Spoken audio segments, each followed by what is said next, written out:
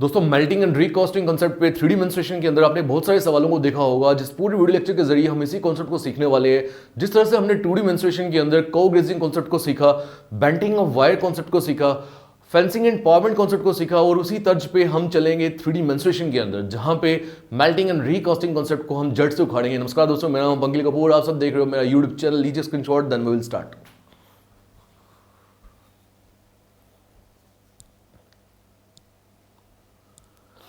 So let's begin. देखिए भाई, ये जो डेडिकेटेड वीडियोस है जहां पे मैं आपके लिए अलग अलग कॉन्सेप्ट लेकर आ रहा हूं, इन वीडियोस को तो कभी आप मिस मत करिएगा, ना ही इन कॉन्सेप्ट को मिस करिएगा, क्योंकि होता ऐसा है कि स्टैंडर्ड क्वेश्चंस हैं, straight forward questions in question पे से पूछे जाते हैं एग्जाम में।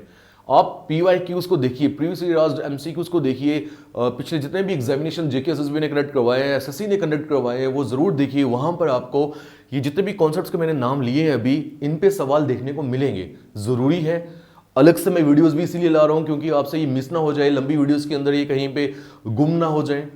और अगर मैं आपके लिए ये डेडिकेटेड वीडियोस अलग से ला रहा हूं तो अपनी नोटबुक पे इनके नोट्स जो है वो बेहतरीन वे में बना लीजिएगा। दोबारा जरूरत नहीं पड़नी चाहिए कि आप इसको वीडियो को दोबारा से देखिए और फिर दोबारा से समझने की कोशिश करें। एक बार नोट्स होंगे क्लियर, और वहां पे एक बार आपको दोबारा से रिवाइज करना भी होगा, जस्ट एक नजर मारनी है, तो मुझे लगता है बड़ी आसानी से कॉन्सेप्ट हमारे माइंड में क्लियर होगा। पहले सवाल पे आते हैं। A solid metallic sphere of radius 8 cm is melted। बोल रहा है एक हमारे पास सॉलिड मेटालिक का स्फीयर है कुछ इस तरह से, जिसका रेडियस जो है ये बोल रहा है 8 सेंटीमीटर का है।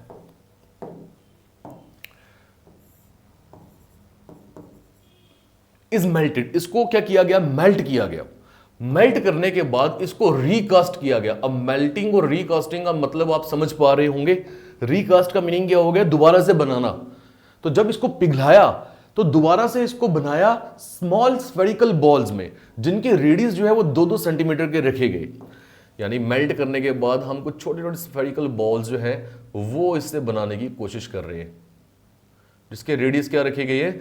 2 सेंटीमीटर के रखे गए हैं। सभी का रेडियस बराबर है भाई, ये ध्यान रखना, सभी का रेडियस 2 सेंटीमीटर है। अब बहुत सारे बनेंगे, अब हमें नहीं मालूम कितने बनेंगे, बहुत सारे बनेंगे। यही हमसे पूछा जा रहा है, the number of spherical balls दस ऑब्टेन्ड इज हाउ मच। यानी जब आपने ऐसा किया तो ये कितने स्फेरिकल बॉल्स जो हैं वो आप बना पा रहे हो after melting and recasting this spherical ball into these small spherical balls. Done.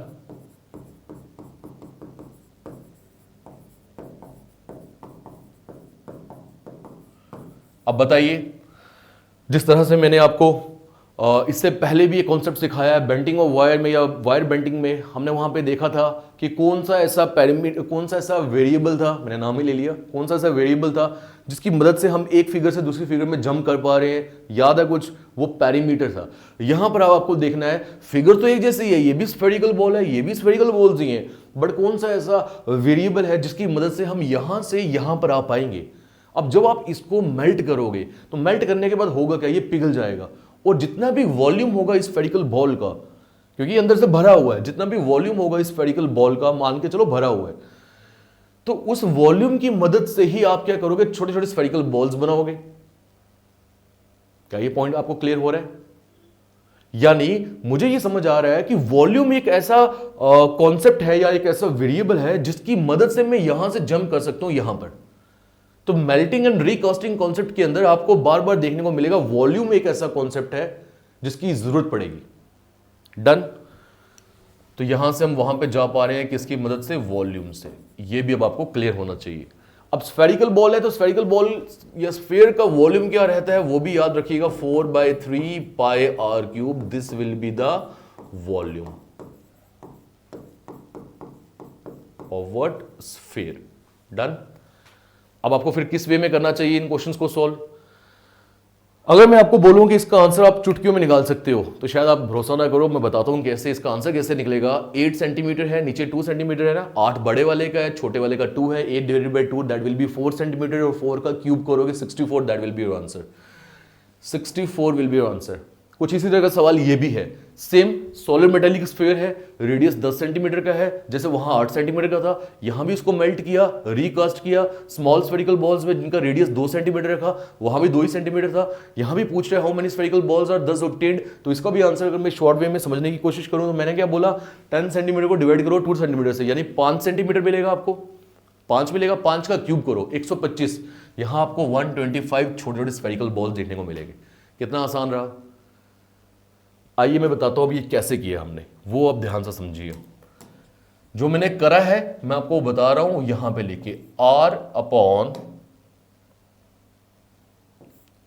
Small r का होल क्यूब, होल क्यूब। इसकी वैल्यूज को अगर हम सब्स्टिट्यूट करें, R क्या था 8 डिवाइड बाई 2 का होल क्यूब, यानी 4 का क्यूब, और वो कितना आएगा 64 स्मॉल स्फेरिकल बॉल्स। ये कैसे आया अब वो समझिएगा। देखो वॉल्यूम कॉन्सेप्ट था वो समझ आया, और यही इसी तर्ज पे हमने पहले भी सवाल करे हैं, समझा अलग तरीके से, इसी तर्ज पे करे हैं। वो कैसे, यहां देखें,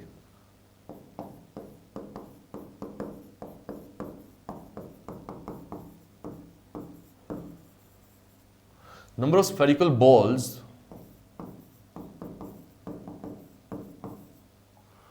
obtained after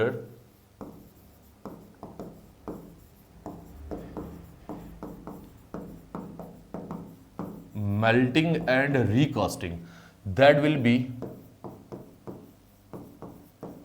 volume of big spherical ball, या मैं big sphere लिख लेता हूं, ठीक है, divided by what, volume of small spheres या स्फेरिकल बॉल, कुछ भी मान लो आप। अब स्फीयर का फॉर्मूला क्या होता है, 4/3 पाई आर क्यूब, ऊपर बड़ा है तो मैंने बड़ा आर रखा, divide by 4/3 pi R cube, छोटा आर रखा। अब इससे हो क्या रहा था, हमें करना तो यही कॉन्सेप्ट था, इसी तरीके से करना था। ये 4/3 पाई और ये 4/3 पाई कट जाना था, और बाद में हमें जो मिलना था वो वही चीजें मिलनी थी जो मैंने अभी आपको आगे भी बताई है, यानी ऊपर बचना था आर क्यूब और नीचे बचना था स्मॉल आर क्यूब, और इसी को मैं बोल रहा हूँ बड़ा आर ऊपर रखो और छोटा आर नीचे रखो, और आर बाई आर का होल क्यूब कर दो। और यही कॉन्सेप्ट सिर्फ स्फीयर पे नहीं इस्तेमाल होगा, ये कॉन्सेप्ट जो है आने वाली और भी फिगर्स में होगा, और ऑलरेडी भी हमने कुछ सवाल ऐसे किए जहां ये कॉन्सेप्ट का इस्तेमाल हो सकता था। बताता हूं कैसे, वो मेरे पास पड़ी हुई है फिगर यहीं पे, आइए लेके चलते हैं वहीं पे।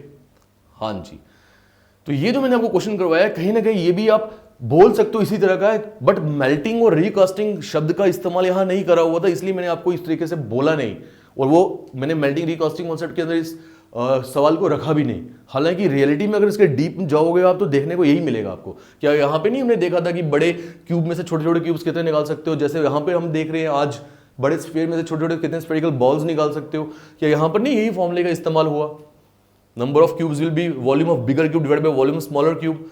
और अगर मैं इसको अभी शॉर्टर वर्जन निकालने की कोशिश करूं तो भाई वो क्या निकलेगा, वो ये निकलेगा, देखो वॉल्यूम क्या होता है क्यूब का, एज क्यूब, एज यानी ए का क्यूब, अपॉन वॉल्यूम क्या होता है दूसरे क्यूब का, वो भी एज ही आएगा, बी का क्यूब, तो ए बाई बी का whole cube.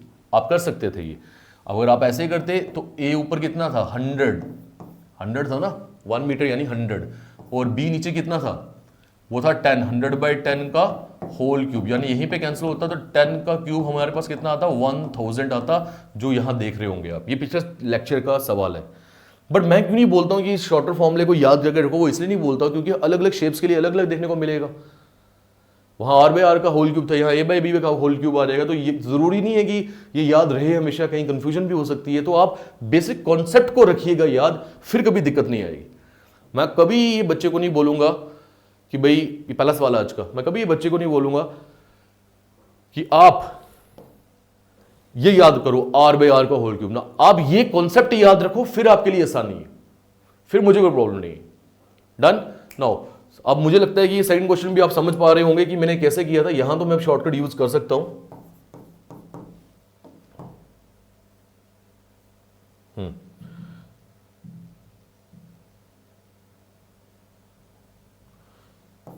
Number of spherical balls,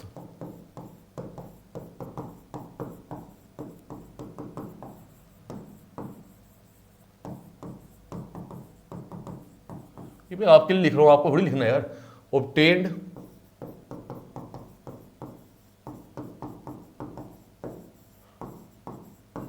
after melting and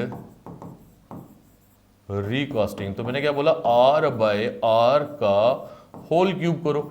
ऊपर R यहाँ पे है 10 सेंटीमीटर, नीचे है स्मॉल r 2 सेंटीमीटर, यानी 10/2 का होल क्यूब करोगे तो मिलेगा क्या, 5 का होल क्यूब। और वो कितना मिल रहा है, 125, 125 तभी मैंने आपको बताया। तो उम्मीद करता हूं कि अब मेल्टिंग रिकास्टिंग के बारे में आप जानकारी ले चुके हो। वॉल्यूम याद रखना आपको। नेक्स्ट चलते हैं सवाल 3, थर्ड क्वेश्चन के ऊपर। अब पीछे हमने स्फीयर के बारे में ये चीजें समझी, अभी यहां पर क्या आ गया है, क्यूब के बारे में। क्यूब के बारे में ऑलरेडी हमने किया भी है, बड़ी दूसरे तरीके से बोला हुआ उसने। 3 solid cubes of side 1 centimetre, 6 centimetre and 8 centimetre are melted to form a new cube. Done. ये लीजिए 3 क्यूब है जिनके साइड मतलब कि एज एक का 1 है, एक थोड़ा बड़ा होगा उसका दिया हुआ 6, और एक थोड़ा और बड़ा है उसका दिया हुआ 8। इन तीनों को मेल्ट किया। अब आप खुद बताओ, जब आप इन तीनों को मेल्ट करोगे तो आपको क्या देखने को मिलेगा। मेल्ट करने के बाद एक बड़ा क्यूब वो बोल रहा है बना दिया हमने।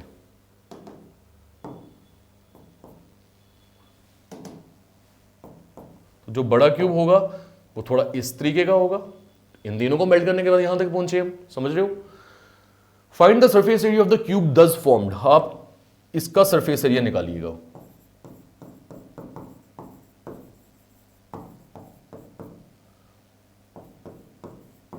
जो बिगर क्यूब है, क्या फॉर्मूला होता है सरफेस एरिया का, 6a²। क्यूब है ना, क्या रहेगा 6a², यानी ये a है क्या, 6 टाइम एज का स्क्वायर। एज है ना, आपको इसका मतलब ये मालूम होना चाहिए एज कितना है। अब आप ये मत बोलना इसका एज 1 है, इसका 6 है, इसका 8 है, ये तो मालूम है ना। इसका एज है 1 सेंटीमीटर, ये कितना है 6 सेंटीमीटर, ये कितना है 8 सेंटीमीटर। यू कांट से 8 6 14 1 15 इसका एज 15 सेंटीमीटर होगा, ऐसे नहीं कर सकते आप। बट ये जरूर मालूम है कि जितना वॉल्यूम इसका होगा, मान लीजिए V1, इसका मान लीजिए V2, इसका मान लीजिए V3, तो जो बड़ा वॉल्यूम होगा V, that will be equal to V1 plus V2 plus V3। ये तो मुझे समझ आ रहा है, क्योंकि उन्हीं तीनों को मेल्ट करने के बाद आप बड़े वाले फिगर के ऊपर पहुंच रहे हो। और अगर आप ऐसा कर रहे हो तो ये पोर्शन मैंने अब आपको बता दिया किस वे से आपको करना चाहिए। करो अपना, लगाओ माइंड। यहां पर आगे क्या करेंगे आप, फॉर्मूला लगाएं, बस करो खुद से ट्राई।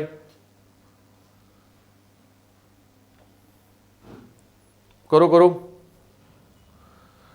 यानी मुझे जो उसका एज चाहिए मैं वो V से ही निकाल सकता हूं।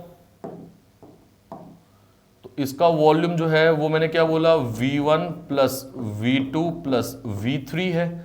अब V1 का वॉल्यूम V2 का V3 का यहीं पे निकाल लेते हैं हम। एज का क्यूब यानी 1 का क्यूब, तो 1 का क्यूब तो मुझे 1 ही मिलेगा।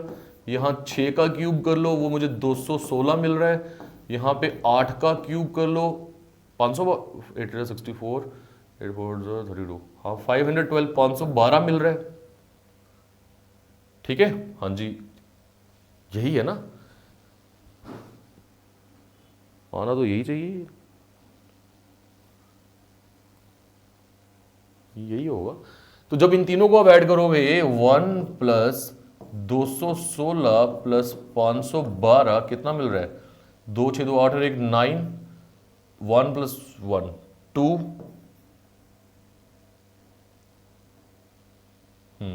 5 2 7। मिस्टेक हो रही है मुझे ऐसा लग रहा है। 500 200 700 या 728 और 729 हो गया यार, 729। अब किस में दिया गया, वो सेंटीमीटर में, तो ये आ गया सेंटीमीटर क्यूब। तो दोस्तों अब आपको इस बड़े क्यूब का जो वॉल्यूम है वो मिल गया। यहां से मैं फॉर्मूला लगाऊंगा और इसका एज निकालूंगा, एज निकाल के सरफेस एरिया पे आऊंगा, क्वेश्चन वहीं पे समाप्त हो जाएगा। ठीक है, चलो अब निकालो इसका फॉर्मूला क्या आएगा, ए का क्यूब यानी एज का क्यूब, तो a will be under root of 729 centimetre cube. अब 729 किसका है, 9 9 81 9 729, मेरे हिसाब से 9 का क्यूब है ये। तो ए मुझे मिल रहा है 9 centimetre. A is what, a is edge of bigger cube. और उसी को यहां सब्स्टिट्यूट कर लेते हैं, 6 × 9 × 9 यानी 6 × 81। ठीक है, 6 × 6 8 6 48 486 सेंटीमीटर स्क्वायर आएगा। स्क्वायर क्यों, क्योंकि सरफेस एरिया है।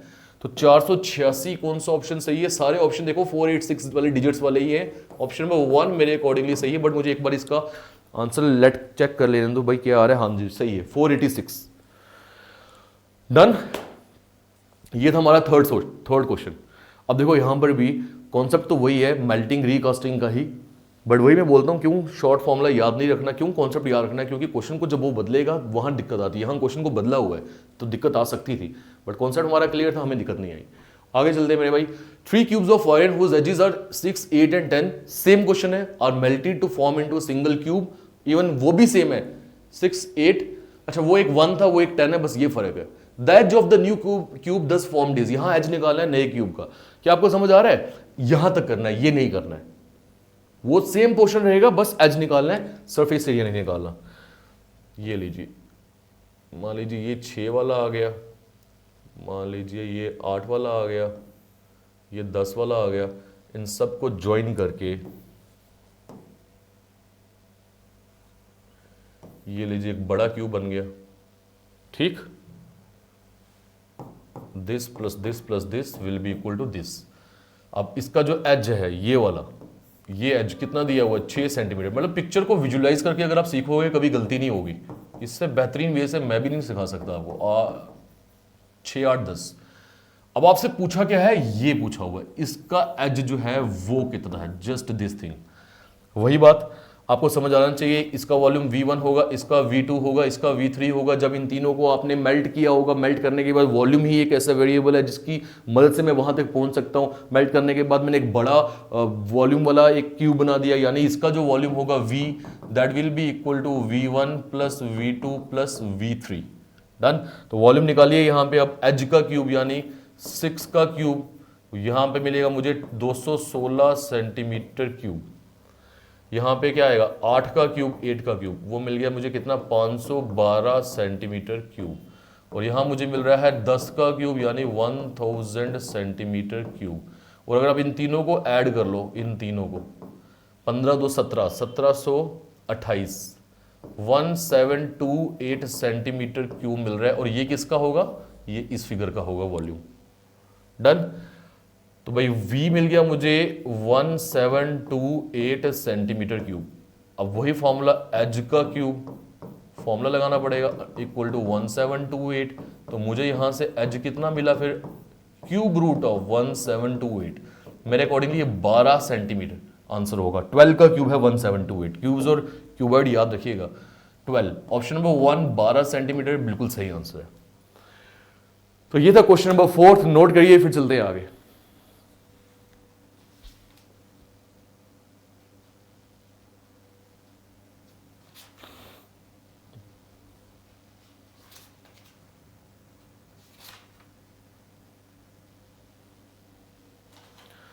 दोस्तों मेल्टिंग और रिकास्टिंग के ऊपर एक लास्ट क्वेश्चन हमारा रहता है, क्वेश्चन नंबर 5। इसको भी समझते हैं, देन इस कॉन्सेप्ट को करते खत्म, फिर हम आगे आ जाएंगे। मैंने आपको एक रेक्टेंगुलर पाथ वाला जो 2D मेंस्ट्रुएशन का लेक्चर कॉन्सेप्ट रहता है वो सिखाना है। एक मैंने इसके ऊपर भी और कॉन्सेप्ट रहता है वो सिखाना है। यानी मुझे लगता है 2 वीडियोज और आएंगी तो ये पूरा चैप्टर फुल फ्लेज हो जाएगा कंप्लीट। यहां क्या बोल रहे हैं?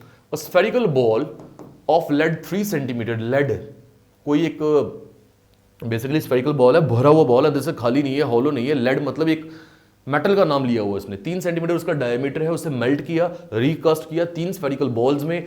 2 के डायमीटर आपको दिए हुए हैं, तीसरे का डायमीटर आपसे पूछ लिया। देखो इस पूरे सवाल में रेडियस की बात नहीं कर रहा है, वो डायमीटर की कर रहा है। डायमीटर की मदद उतनी ही लेनी है हमने कि हम रेडियस तक आ पाए, उससे ज्यादा हमें जरूरत नहीं पड़ेगी डायमीटर की। ठीक है, ये स्फेरिकल बॉल है ना,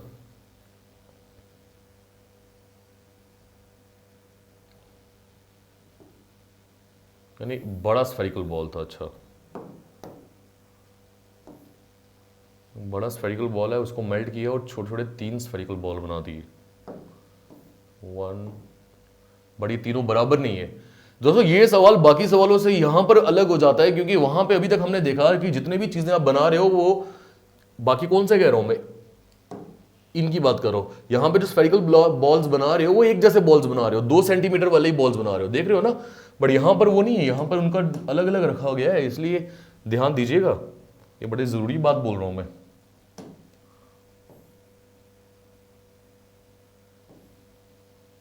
ये आ गए 3 स्फेरिकल बॉल।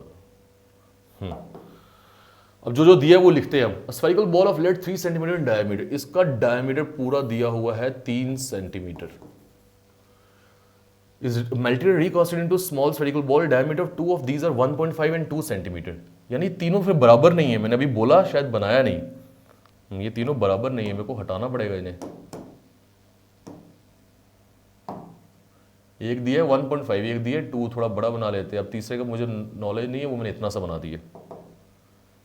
ठीक है, तो इसका डायमीटर दिया हुआ उसने कितना 1.5 सेंटीमीटर, इसका कितना दिया मेरे भाई 2 सेंटीमीटर, और आपसे इसका डायमीटर तीसरे का जो है वो पूछ लिए, डायमीटर पूछा है।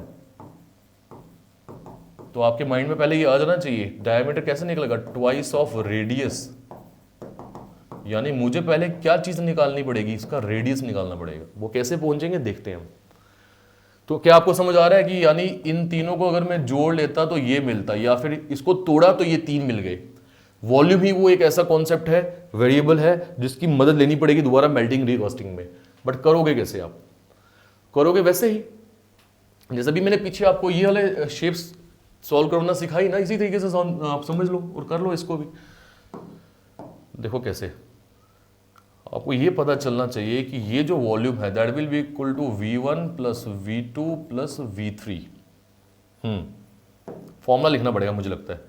इसका फॉर्मूला क्या है, स्फीयर है तो 4/3 पाई आर क्यूब, बड़ा आर रख रहा हूं, ठीक है, बड़ा है ना।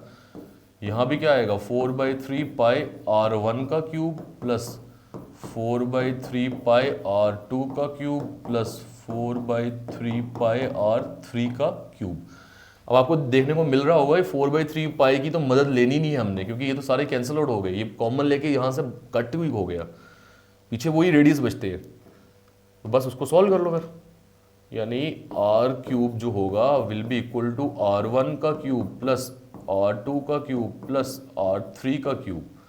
बताओ इसका रेडियस कितना दिया है, 3 दिया था डायमीटर, तो 3/2 आ जाएगा रेडियस, तो 3/2 का क्यूब इक्वल टू 1.5 मतलब 1.5 को 3/2 बोल सकते हो। बट ये 3/2 है क्या है, ये डायमीटर है भाई, ये ध्यान रखना, ये डायमीटर है। तो रेडियस कितना आ जाएगा, इसका हाफ, इसका हाफ यानी 3/2, नीचे 2 से मल्टीप्लाई कर रहा हूं तो 3/4 आएगा। 3/4 का क्यूब प्लस ये 2 दिए तो 2 डिवाइडेड बाई 2 विल बी 1 का क्यूब, क्योंकि ये 2 क्या है यार, 2 डायमीटर है, तो रेडियस कितना होगा, डायमीटर 2 तो रेडियस 1 प्लस R3 का क्यूब। बस ये सॉल्व करना है। 3 का क्यूब कितना होता है 27 अपॉन व्हाट, 2 का cube is 8 equal to again 3 का क्यूब इज 27, 4 का cube is 64 plus 1 plus R3 का क्यूब। बस ये R3 यहीं से आप निकालोगे, R3 यहीं से निकलेगा। जस्ट एक कैलकुलेशन रह गई है, अब आप थोड़ा सा लगाइए माइंड खुद से, एक कैलकुलेशन रह गई है बस। 64 और 27, 6 2 8 91, मुझे लगता है यहाँ से हो जाना चाहिए सॉल्व। देखो पता क्या करते हैं, यहाँ पे 27/8 ही रहने देते हैं, इन दोनों का एलसीएम 64 आएगा, यानी 27 प्लस 64 अपॉन 64 प्लस R3 का क्यूब। ये समझ आया, दोनों का एलसीएम लिया, इसके नीचे 1 है ना, 64 1 का एलसीएम 64, ये तो 64 ऑलरेडी है। कैसे करते हो, इसके टेबल में ये कितने से आएगा 1 जा, तो 1 इंटू 27 इज 27, इसके टेबल में ये कितने से आएगा 64, उसको 1 से किया तो 64, ठीक है। अब बचेगा क्या, बचेगा लेफ्ट साइड तो 27/8 ही रहा, राइट साइड चलो 80 90 91/64। मेरे को लग रहा है कहीं पे कुछ मिस हुआ है, देख लेते हैं। 3 सेंटीमीटर डायमीटर, 3/2, 3 का क्यूब इज व्हाट 390 27, 2 का क्यूब इज 8, ये तो ठीक है हमने। 3 का क्यूब इज 390 27, 4 का क्यूब 64, ये भी सही है। 1 का क्यूब इज 1 डन, ये भी सही है। इसका कहाँ मिस्टेक हो रही है, 3/8 64 एलसीएम ले लिया,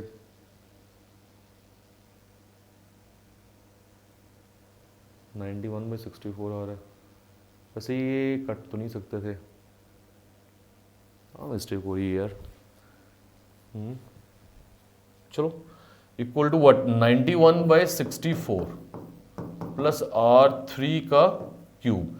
अब भैया R3 का क्यूब निकालना है तो कैसे निकालोगे, थोड़ा सा कैलकुलेटिव जरूर है। 27/8 एक तरफ रहेगा, और 91/64 माइनस में आ जाएगा, इनका आप एलसीएम लीजिए, R3 का क्यूब 64 एलसीएम में आएगा, 8 8 ज़ा 64 होता है ना, उस 8 को ऊपर से मल्टीप्लाई करो, 8 7 ज़ा 56, 6 यहाँ 5 करिए, 8 2 ज़ा 16, 5 21, 216 माइनस 91, तो R3 का क्यूब कितना आ गया, 6 - 1 = 5, 21 में से 9 निकालूंगा तो 12 आएगा, और ठीक है भाई 125/64, यानी R3 जो होगा वो होगा क्यूब रूट ऑफ 125/64, तो R3 जो होगा ऊपर आएगा 5 और नीचे आएगा 4, ठीक है 5/4, क्योंकि 5 का क्यूब है 125 और 4 का क्यूब है 64, तो रेडियस मुझे मिल गया 5/4। अब वही बात, ये जो चीज़ रह गई थी इसे सॉल्व करते हैं, 2 × 5/4, रेडियस निकाल लिया था ना, तो मुझे क्या मिल रहा है 5/2, तो 5/2 का मतलब क्या होगा, 2.5 सेंटीमीटर जो है मेरे भाई वो थर्ड का रेडियस होगा, सॉरी डायमीटर होगा, क्योंकि इन्होंने हमसे डायमीटर पूछा था, तो 2.5 option number what first will be the right option. ये था एक मॉडरेट से ऊपर आके डिफिकल्ट लेवल का क्वेश्चन। यहां गलती हो सकती थी, क्यों, जो मुझे लग भी नहीं थी शायद हुई है, क्योंकि यहाँ पे कैलकुलेशन ज्यादा है, कैलकुलेटिव है, और इतनी कैलकुलेशन भी नहीं है, 2 बार एलसीएम लेना पड़ा आपको, बस ये है कि अपॉन में है ना, न्यूमरेटर अपॉन डिनोमिनेटर की फॉर्मेट में, उधर बंदे को थोड़ा सा कंफ्यूजन हो सकता है, ठीक है, वहां थोड़ा सा कंफ्यूजन हो सकता है। तो दोस्तों ये था मेल्टिंग और रिकास्टिंग कॉन्सेप्ट। एप्लीकेशन कोर्स हमारा बहुत जल्दी लॉन्च होने वाला है, जहां पे मैं क्लास 4 की रिक्रूटमेंट के लिए मैथ्स रीजनिंग जो है अलग से पढ़ाने वाला हूँ, पटवारी के लिए अलग से पढ़ाने वाला हूँ, नायब तहसीलदार के लिए अलग से पढ़ाने वाला हूँ, अरिथमेटिक पोर्शन जो है वो भी एप्लीकेशन में मिल जाएगा आपको थोड़े दिनों में, मोस्ट प्रॉब्ली 1 अप्रैल को मैं वो लॉन्च कर दूंगा, और कंटेंट भी वहां पर आपको डेली मिलने शुरू हो जाएगा। दोस्तों इसी तरह से इस यूट्यूब चैनल को अपना प्यार जो है वो दीजिएगा, और अपने फेलो मेट्स तक इस चैनल को जरूर शेयर करिएगा।